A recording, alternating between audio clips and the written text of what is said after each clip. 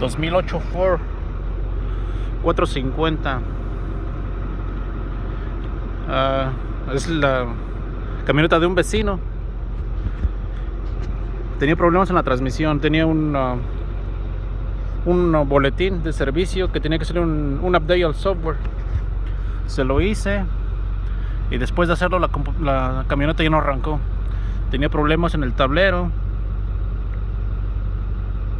Códigos en el tablero. Tenía el 2141 B2141.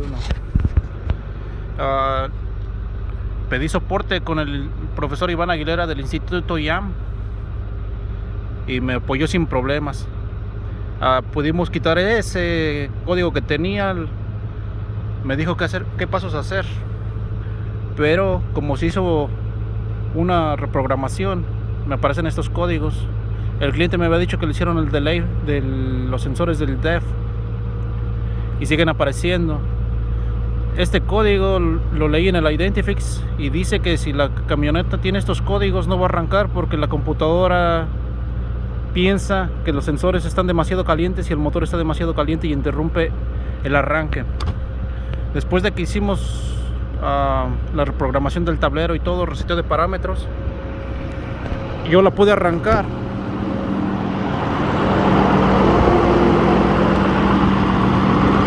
Desconectando el cable y poniéndole corriente directa.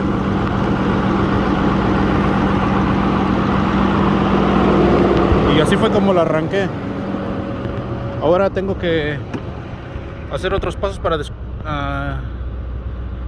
más bien diagnosticar todo esto para que la camioneta pueda arrancar de la llave.